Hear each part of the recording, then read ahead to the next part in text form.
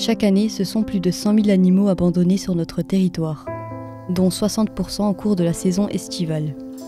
Un véritable fléau face auquel les associations de protection comme la Société protectrice des animaux tentent péniblement de lutter avec des moyens limités. Nous sommes retournés à la SPA de Flyosque en espérant voir le nombre d'animaux diminuer, mais à notre triste regret, ce ne fut pas le cas. Alors les abandons pendant l'été, c'est toujours le cas actuellement. Tout au long de l'année, on a énormément de demandes d'abandon, mais en été, c'est plus que les autres mois de l'année. Actuellement, on est à saturation sur le refuge, que ce soit au niveau des chats ou au niveau des chiens.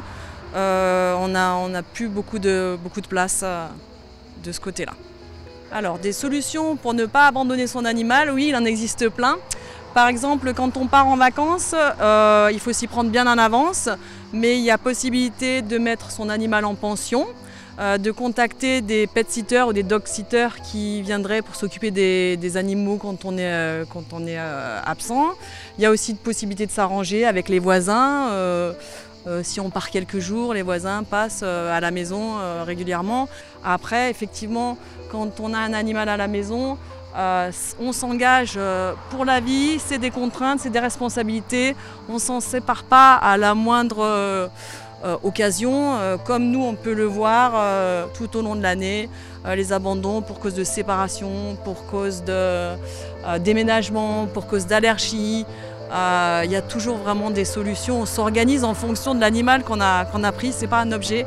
On ne s'en sépare pas comme ça à la moindre excuse.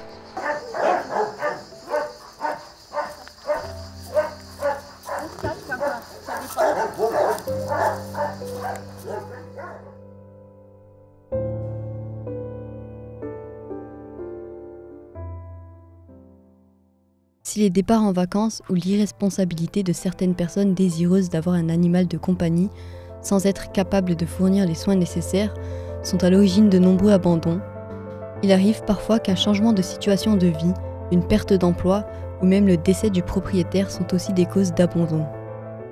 Mais quelle qu'en soit la raison, l'association rappelle que si vous n'avez pas d'autre choix que d'abandonner votre animal, il faut le faire dans un refuge, car l'abandonner en pleine nature, c'est le condamner à mort.